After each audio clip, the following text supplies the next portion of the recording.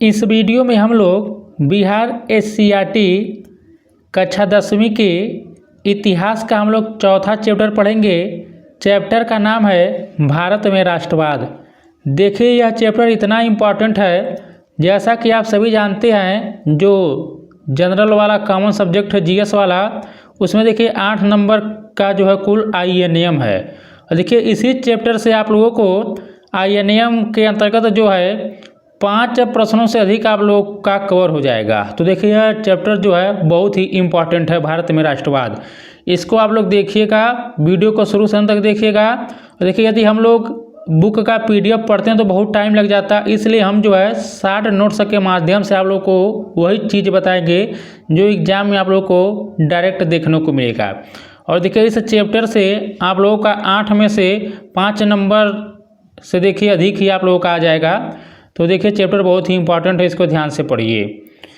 तो चलिए हम लोग शुरू करते हैं। राष्ट्रवाद का शाब्दिक अर्थ राष्ट्रीय चेतना का उदय होता है। देखिए एक एक लाइन एग्जाम की दृष्टि से बहुत ही इंपॉर्टेंट है। राष्ट्रवाद का शाब्दिक अर्थ राष्ट्रीय चेतना का उदय होता है।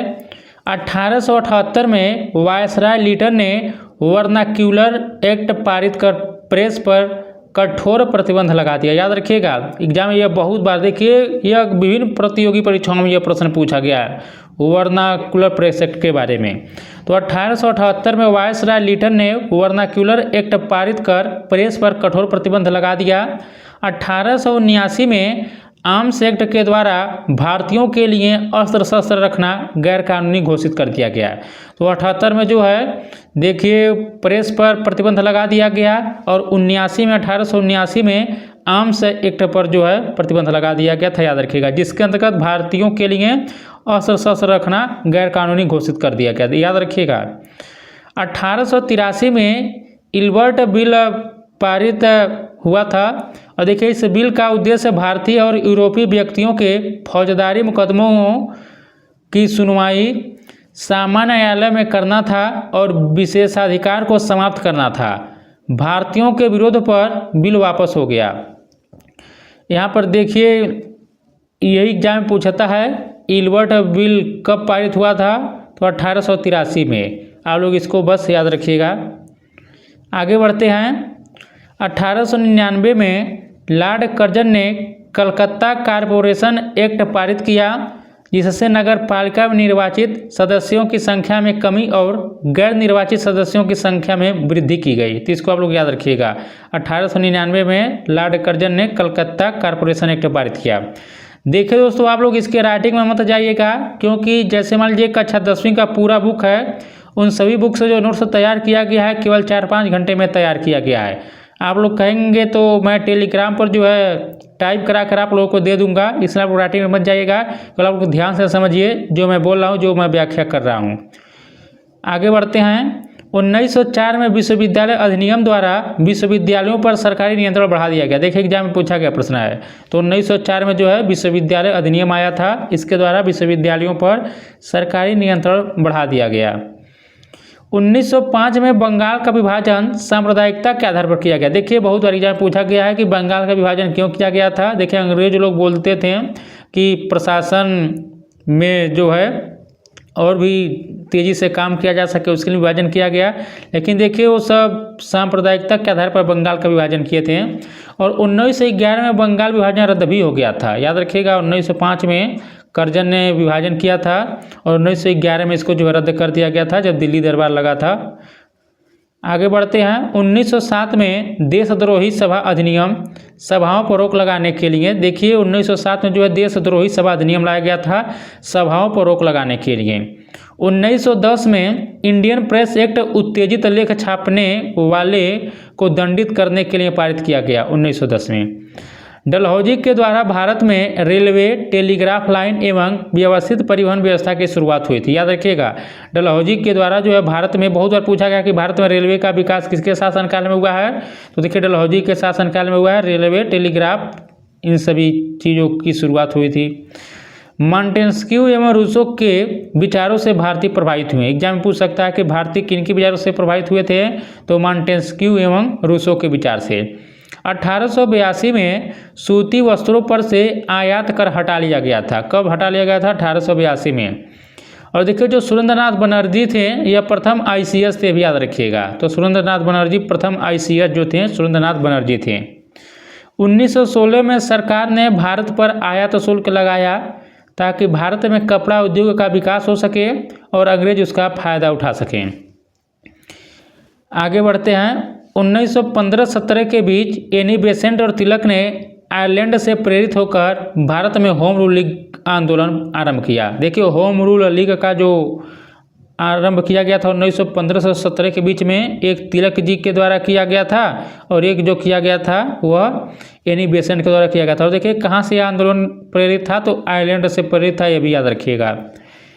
आगे बढ़ते हैं। अमेरिका और कनाडा में बसे भारतीय क्रांतिकारियों ने लाला हरदयाल के प्रयास से 1913 में गदर पार्टी की स्थापना की। याद रखिएगा गदर पार्टी की जो स्थापना किया गया था वह देखिए लाला हरदयाल के द्वारा किया गया था 1913 में। और देखिए कहाँ पर? अमेरिका और कनाडा में बसे भारतीय क्रांतिकारियों ने ही किया था। और आप लोग बताइएगा कि कहाँ पर किया गया था, इसका मुख्यालय कहाँ पर था? आप लोग कमेंट बॉक्स में बताइएगा। 1916 में नरम दल और गरम दल एक हो गए। याद रखिएगा 1916 में नरम दल और गरम दल एक हो गए थे। रॉलेट एक्ट 1919 में पारित। और देखिए इसमें क्या कहा गया था? तो बिना अपील, बिना वकील, बिना दलील। इस कानून के विरोध में 13 अप्रैल 1919 का प्रसिद्ध जलियांवाला बाग नरसंहार हुआ। याद रखिएगा जो जलियांवाला बाग हुआ था वह 13 अप्रैल 1919 को हुआ था। इसी रॉलेट एक्ट के विरोध में यह देखिए घटना घटित हुई थी। 1919 के मॉन्टेग्यू चेम्सफोर्ड योजना या भारत सरकार अधिनियम के नाम से जाना गया। देखिए जो 1919 का मॉन्टेग्यू चेम्सफोर्ड योजना आया इसको भारत सरकार अधिनियम के नाम से जाना गया। लेजिस्लेटिव असेंबली देखिए इसको निचला सदन और काउंसिल ऑफ स्टेट जिसे उच्च सदन कहा गया, इसी के द्वारा जो है इसका व्यवस्था किया गया था। चेम्सफोर्ड ने न्यायाधीश सिडनी रॉलेट की अध्यक्षता में एक समिति की नियुक्ति की। आप लोग याद रखिएगा। रॉलेट एक्ट के विरोध के लिए गांधी जी की अध्यक्षता में एक सत्याग्रह सभा आयोजित की गई। 6 अप्रैल 1919 को देशव्यापी हड़ताल घोषित की गई। इसके बाद 9 अप्रैल 1919 को दो स्थानीय नेताओं, एक देखिए डॉक्टर सत्यपाल और देखिए दूसरा जो थे किचलू को गिरफ्तार कर लिया गया। सैफुद्दीन किचलू हैं, इनको देखिए गिरफ्तार कर लिया गया था। जलियांवाला बाग नरसंहार के विरोध में देखिए यह लाइन बहुत ही इंपॉर्टेंट है, बहुत बार देखिए एग्जाम में पूछा गया है, इतना आप लोग इसको ध्यान दीजिए। जलियांवाला बाग नरसंहार के विरोध में रविंद्रनाथ टैगोर ने नाइटहुड की उपाधि त्याग दी। कांग्रेस के पूर्व अध्यक्ष शंकरन नायर ने वायसराय की कार्यकारिणी से त्यागपत्र दे दिया। और देखिए गांधी जी ने कैसर हिंद की उपाधि त्याग दी थी जलियांवाला जब घटना घटित हुई थी। देखिए दोस्तों यदि आप लोगों को यह वीडियो अच्छा लग रहा है तो वीडियो को लाइक कीजिएगा, शेयर कीजिएगा और देखिए आप लोग कमेंट भी कीजिएगा। अगला पॉइंट देखते हैं। 17 अक्टूबर 1919 को पूरे भारत में खिलाफत दिवस मनाया गया। देखिए एग्जाम में पूछा गया है, तो खिलाफत दिवस जो मनाया गया था वह 17 अक्टूबर 1919 को पूरे भारत में खिलाफत दिवस मनाया गया था। INC यहाँ पर देखिए इंडियन नेशनल कांग्रेस के कलकत्ता अधिवेशन जो सितंबर 1920 में हुआ था, और देखिए वहीं पर जो असहयोग आंदोलन चलाने का निर्णय लिया गया। कहाँ पर? तो इंडियन नेशनल कांग्रेस के कलकत्ता अधिवेशन जो सितंबर 1920 में हुआ था वहीं पर असहयोग आंदोलन चलाने का निर्णय लिया गया था, याद रखिएगा। दिसंबर 1920 में कांग्रेस के नागपुर अधिवेशन में स्वशासन की जगह स्वराज का लक्ष्य प्रस्तावित किया गया। देखिए असहयोग आंदोलन जो चला था 1920 से लेकर 22 तक चला था। गांधी जी के नेतृत्व में 1 जनवरी 1921 ईस्वी में असहयोग आंदोलन की शुरुआत हुई थी, याद रखिएगा। गांधी जी के नेतृत्व में 1 जनवरी 1921 ईस्वी में असहयोग आंदोलन की शुरुआत हुई। इसी आंदोलन के दौरान राष्ट्रीय विद्यालयों, जामिया मिलिया इस्लामिया, अलीगढ़ मुस्लिम विश्वविद्यालयों और काशी विद्यापीठ जैसी शैक्षिक संस्थानों की स्थापना की गई। ये भी याद रखिएगा आप लोग। देखिए इम्पॉर्टेंट है, असहयोग आंदोलन के दौरान ही जो है जामिया मिलिया इस्लामिया, अलीगढ़ मुस्लिम विश्वविद्यालय और काशी विद्यापीठ जैसी शैक्षिक संस्थानों की स्थापना की गई। आगे बढ़ते हैं। प्रिंस ऑफ वेल्स का स्वागत 17 नवंबर 1921 को बम्बई में राष्ट्रव्यापी हड़ताल के साथ किया गया, याद रखिएगा। चौरी चौरा घटना 5 फरवरी 1922 में। देखिए, यदि आप लोग ऑफिशियल गवर्नमेंट के साइट पर देखेंगे तो चौरी चौरा जो घटना घटी थी वो देखिए 4 फरवरी 1922 को वहाँ पर भी अंकित है जहाँ पर यह घटना घटी थी 4 फरवरी 1922 को। देखिए एग्जाम में आप लोग 4 फरवरी 1922 को टिक कीजिएगा, क्योंकि अब जो है इसको चेंज कर दिया गया है। तो चौरी चौरा घटना 4 फरवरी 1922 में, और देखिए SCERT में और बाकी जगह देखेंगे तो 5 फरवरी दिया है। 22 पुलिसकर्मियों की जान के कारण यह देखिए इसको शुरू किया गया था। 12 फरवरी 1922 को आंदोलन स्थगित कर दिया गया था, ये भी याद रखिएगा। गांधी जी को मार्च 1922 में गिरफ्तार करके 6 वर्षों के कारावास की सज़ा दी गई थी। कितने वर्षों के लिए? देखिए 6 वर्षों का, ये भी एग्जाम में पूछा गया है। अब हम लोग पढ़ेंगे सविनय अवज्ञा आंदोलन के बारे में। गांधी जी के नेतृत्व में 1930 में यह देखिए आंदोलन छेड़ा गया था।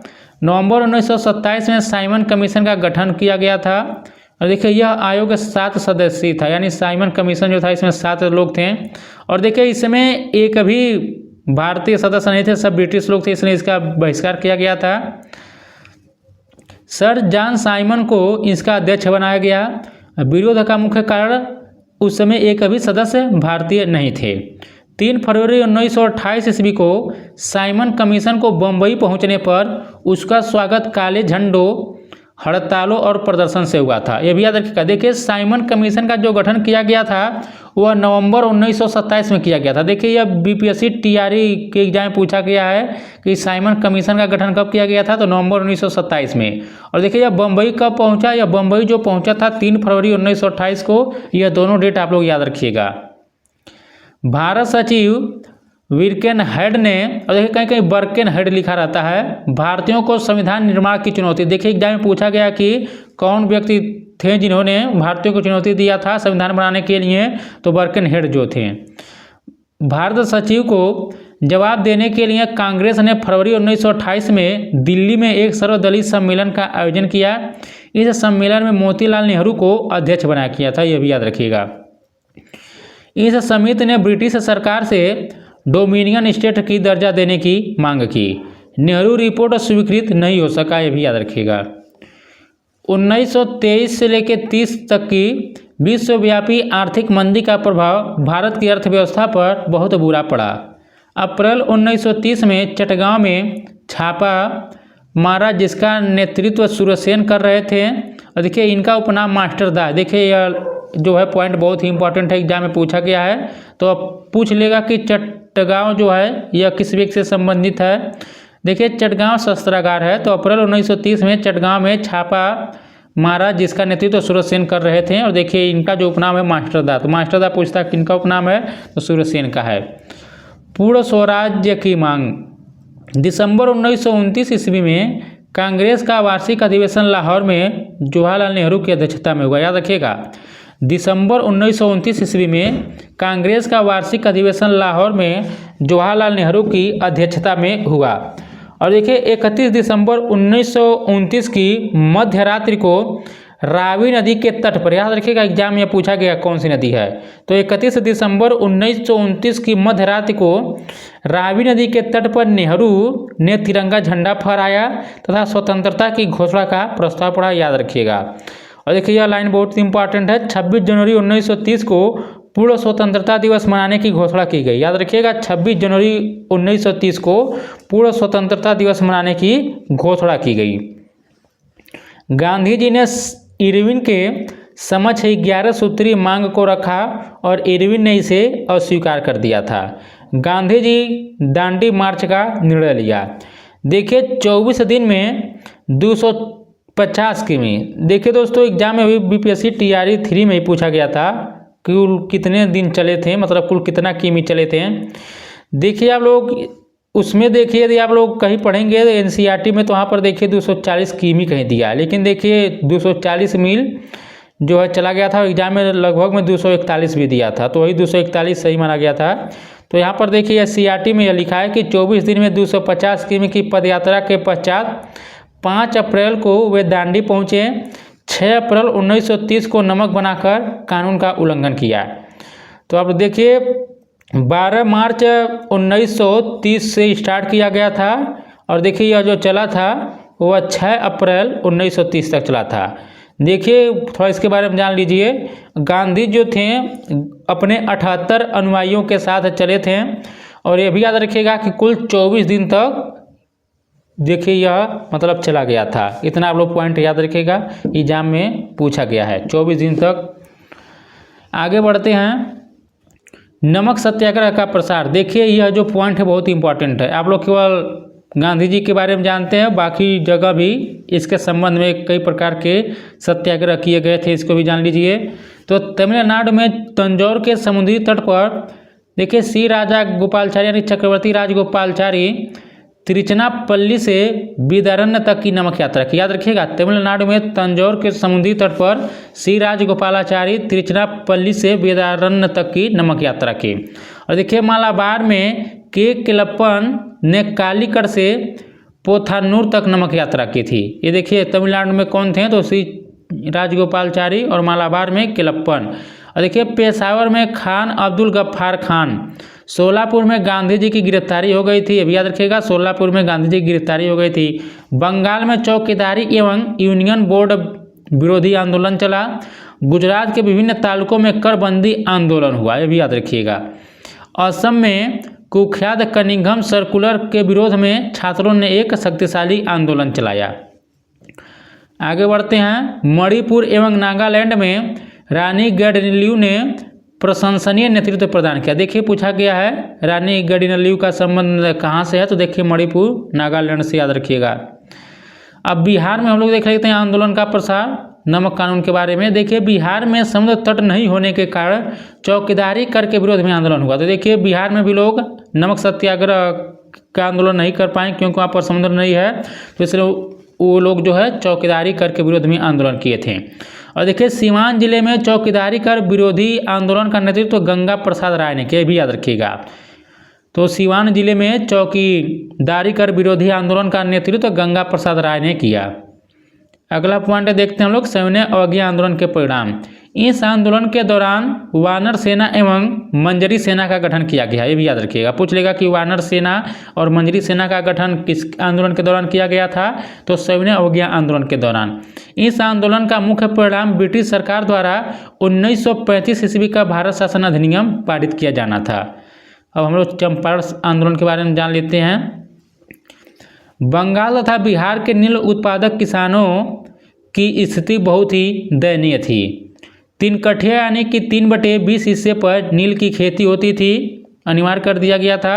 1916 में कांग्रेस के लखनऊ अधिवेशन में चंपारण के ही एक किसान राजकुमार शुक्ल ने सबका ध्यान इस समस्या की ओर आकृष्ट कराया तथा गांधी जी से चंपारण आने का अनुरोध किया। देखिए यह इतना बार एग्जाम में पूछा गया, बीपीएससी का देखिए एक फेवरेट क्वेश्चन है, बहुत बार पूछता है कि गांधी जी को कौन आमंत्रित किया था चंपारण आने के लिए, तो देखिए राजकुमार शुक्ल ने आमंत्रित किया था। देखिए बहुत बार पूछा गया है, तो राजकुमार शुक्ल जो थे यही गांधी जी को चंपारण आने के लिए जो है उनका ध्यान आकर्षित किए थे कि आप इधर आइए।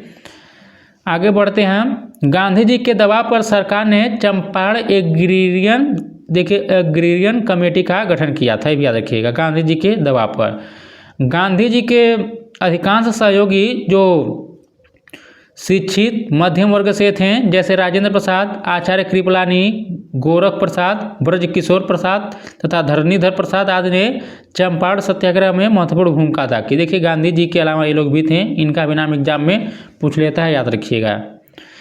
अब यहाँ पर जान लीजिए थोड़ा खेड़ा आंदोलन के बारे में। देखिए जो खेड़ा आंदोलन गुजरात में 1917 में हुआ था, और देखिए 22 जून 1918 को गांधी जी ने सत्याग्रह का आह्वान किया था खेड़ा का।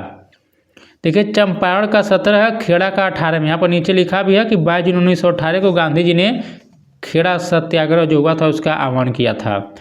मोपला विद्रोह के बारे में पढ़ते हैं हम लोग। देखिए मोपला विद्रोह 1917 का है। केरल के मालाबार तट पर किसान विद्रोह को मोपला विद्रोह कहा जाता है। बस यही याद रखिएगा कि मोपला विद्रोह का जो क्षेत्र है वह कहाँ से है, तो देखिए वह केरल से है। आप जो लोग इसको याद रखिएगा। मोपला यहाँ पर देखिए लिखा है कि मोपाल स्थानीय पट्टेदार और खेतिहर थे जो इस्लाम के अनुयायी थे, जबकि स्थानीय नंबूदरी एवं नायर भूस्वामी उच्च जातीय हिंदू थे। भी याद रखिएगा, एग्जाम में पूछ सकता है। बारदोली सत्याग्रह के बारे में देखिए। बारदोली सत्याग्रह फरवरी 1928 में गुजरात के सूरत जिले के बारदोली ताल्लुक में लगान वृद्धि को लेकर हुआ था। सरदार पटेल महत्वपूर्ण भूमिका निभाए थे। और देखिए, इसी सत्याग्रह की महिलाओं ने उन्हें सरदार की उपाधि दी थी। याद रखिए, एग्जाम में पूछा गया है कि वल्लभ भाई पटेल को सरदार की उपाधि किसने दिया था, तो बारदोली की महिलाओं ने उन्हें दिया था। आगे बढ़ते हैं। किसान सभा का गठन 1920 में बिहार, बंगाल, यूपी एवं पंजाब में किसान सभाओं का गठन हुआ। अब अगला लाइन बहुत ही इंपॉर्टेंट है। बिहार में 1922-23 में मुंगेर में शाह मोहम्मद जुबैर के नेतृत्व में किसान सभा का गठन हुआ था। याद रखिएगा, तो बिहार में 1922-23 में मुंगेर में शाह मोहम्मद जुबैर के नेतृत्व में किसान सभा का गठन हुआ था।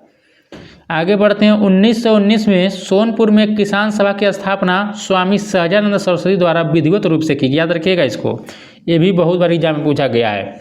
1929 में सोनपुर में किसान सभा की स्थापना स्वामी सहजानंद सरस्वती द्वारा विधिवत रूप से की गई। इसी वर्ष पटेल ने बिहार की यात्रा किया, जिससे आंदोलन को और अधिक बल मिला। 11 अप्रैल 1936 को लखनऊ में अखिल भारतीय किसान सभा का गठन हुआ। याद रखिएगा, उस समय बिहार में बकास आंदोलन आरंभ हुआ था। तो पूछ लेगा कि बकास आंदोलन का संबंध कहाँ से है, तो बिहार से है। और 11 अप्रैल 1936 को लखनऊ में अखिल भारतीय किसान सभा का गठन हुआ था। दोस्तों, यदि आप लोगों ने अभी तक वीडियो को लाइक नहीं किया तो कर दीजिए। आपको यहाँ पर बेहतर कंटेंट प्रोवाइड किया जाएगा, एकदम जो है निःशुल्क। आपको किसी भी प्रकार का कोई आपसे शुल्क नहीं लिया जाएगा। इसलिए चैनल को सब्सक्राइब करें, वीडियो को लाइक करें, कमेंट करें। अगला पॉइंट देखते हैं। 31 अक्टूबर 1920 को कांग्रेस पार्टी ने all India trade union Congress की जो है स्थापना की थी। याद रखिएगा इसको, AITU all India trade union. याद रखिएगा आप लोग इसको। उड़ीसा की सामंतवादी रियासत दसपल्ला में अक्टूबर 1914 में खोंड विद्रोह हुआ था। क्षेत्र याद रखिएगा, जो खोंड विद्रोह हुआ था वो उड़ीसा में हुआ था। 1917 में मयूरभंज में संथालों ने एवं मणिपुर में थोडोई कुकियों ने विद्रोह कर दिया। भारतीय राजनीतिक दल यहाँ पर देख लेते हैं। 1883 ईस्वी के दिसंबर में इंडियन एसोसिएशन के सचिव आनंद मोहन बोस ने कलकत्ता में नेशनल कॉन्फ्रेंस नामक एक अखिल भारतीय संगठन का सम्मेलन बुलाया, जिसका उद्देश्य बिखरे राष्ट्रवादी शक्तियों को एकजुट करना था। याद रखिएगा। रिटायर्ड ब्रिटिश अधिकारी एलन ऑक्टेवियन ह्यूम, देखिए कई बार एग्जाम में ये भी पूछ सकता है कि एओ ह्यूम, यहाँ पर देखिए पूरा नाम क्या है, तो देखिए जो पूरा नाम है एलन ऑक्टेवियन ह्यूम है, ने 1884 में भारतीय राष्ट्रीय संघ की स्थापना की थी। तो भारतीय राष्ट्रीय संघ की स्थापना एओ ह्यूम के द्वारा किया गया था 1884 में। 24 से 28 दिसंबर 1885 को पूना में भारतीय राष्ट्रीय संघ का बैठक प्रस्ताव हुआ, लेकिन प्लेग फैल जाने से गोकुलदास तेजपाल संस्कृत कॉलेज बम्बई में, देखिए दिन जो था वो सोमवार था, 28 दिसंबर 1885। यानी देखिए सबसे पहले जो कांग्रेस का जो बैठक होना था और देखिए पूना में होना था, लेकिन वहाँ पर प्लेग फैल गया था, इसलिए वहाँ पर न होकर गोकुलदास तेजपाल संस्कृत कॉलेज बम्बई में जो है प्रथम यहाँ पर देख सकते हैं आप लोग सभा का आयोजन हुआ था। तो सोमवार का दिन था, 28 दिसंबर 1885 को पहला अधिवेशन हुआ था। और देखिए यह इस संगठन का नाम अखिल भारतीय राष्ट्रीय कांग्रेस कर दिया गया यहीं पर। और यह कांग्रेस उत्तरी अमेरिका के इतिहास से लिया गया, जिसका अर्थ लोगों का समूह होता है। तो देखिए कांग्रेस जो लिया गया है उत्तरी अमेरिका के इतिहास से लिया गया है, जिसका अर्थ लोगों का समूह होता है। पूछ लेगा कांग्रेस का अर्थ क्या होता है, लोगों का समूह। कहाँ से लिया गया, उत्तरी अमेरिका के इतिहास से। और देखिए इसके अध्यक्ष WC बनर्जी यानी कि वीएमएस चंद्र बनर्जी बने थे, याद रखिएगा। और इसमें कुल 72 सदस्य शामिल हुए थे। पहला अधिवेशन जो हुआ था वीएमएस चंद्र बनर्जी उसके अध्यक्ष बने थे, और देखिए कुल 72 सदस्य शामिल हुए थे। अब आगे देखते हैं। देखिए यह जो बॉक्स है बहुत इंपॉर्टेंट है, क्योंकि देखिए एग्जाम में जो है इस बॉक्स से मैचिंग वाले प्रश्न पूछ लिए जाते हैं, बहुत बार पूछा भी गया इस बॉक्स से। तो इसको आप लोग देखिए बहुत ही इम्पोर्टेंट है। लैंड होल्डर्स सोसाइटी की स्थापना 1838 में की गई थी। बंगाल ब्रिटिश इंडियन एसोसिएशन की स्थापना 1943 में की गई थी। ईस्ट इंडिया एसोसिएशन की जो स्थापना की गई थी 1866 में। और देखिए इंडियन एसोसिएशन की स्थापना 1876 में। पूना सार्वजनिक सभा 1870 में, बहुत बार यह पूछा गया है। इंडियन लीग की स्थापना 1875 में। मद्रास महाजन सभा की स्थापना 1884 में। याद रखिएगा, land holders society 1838, Bengal British Indian association 1943, East India association 1866, Indian association 1876, Poona Sarvajanik Sabha 1870, Indian league 1875, Madras महाजन सभा 1884 में। तो इसको याद रखिएगा। अब देखिए 1920 में एम.एन. राय, देखिए पूरा नाम मानवेंद्र नाथ राय है, ने ताशकंद में भारतीय कम्युनिस्ट पार्टी की स्थापना की। याद रखिएगा 1920 में मानवेंद्र नाथ राय ने ताशकंद में भारतीय कम्युनिस्ट पार्टी की स्थापना की। और देखिए पेशावर षड्यंत्र केस 1922-23 का है, कानपुर षड्यंत्र केस 1924 का है, और मेरठ षड्यंत्र केस 1923 से 33 का है। के तहत देखिए 8 लोगों पर मुकदमे चलाए गए थे। दिसंबर 1925 में सत्यभक्त नामक व्यक्ति ने भारतीय कम्युनिस्ट पार्टी की स्थापना की। याद रखिएगा। और देखिए 1920 में AITUC की स्थापना हो गई थी, परंतु 1926 में इसमें विभाजन हो गया और 1929 में M.N. जोशी जो है इसे AITUF का गठन कर लिया इससे। तो जो AITUC है देखिए इसकी स्थापना हो गई, बाद में इसमें विभाजन हो गया था, तो यही दिया है। अखिल भारतीय स्तर पर दिसंबर 1928 में अखिल भारतीय मजदूर किसान पार्टी बनी। याद रखिएगा, एग्जाम में यह देखिए पूछ सकता है, इंपॉर्टेंट क्वेश्चन है। अखिल भारतीय स्तर पर दिसंबर 1928 में अखिल भारतीय मजदूर किसान पार्टी बनी।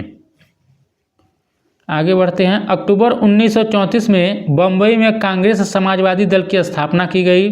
1931 में बिहार समाजवादी दल की स्थापना जयप्रकाश बाबू ने कर दिया था। देखिए BPSC का एग्जाम है तो वहाँ पर यह प्रश्न पूछ सकता है। तो 1931 में बिहार समाजवादी दल की स्थापना जयप्रकाश बाबू ने किया था, याद रखिएगा। और देखिए विलियम हंटर नामक अंग्रेज ने अपनी पुस्तक में अंग्रेज मुस्लिम मित्रता पर काफ़ी बल दिया था। पूछ लेगा कि वो कौन सा अंग्रेज था जिसने अपनी पुस्तक में अंग्रेज मुस्लिम मित्रता पर काफ़ी बल दिया था, तो विलियम हंटर था, याद रखिएगा। मार्च 1923 में प्रथम स्वराज दल का सम्मेलन इलाहाबाद में होगा। याद रखिएगा,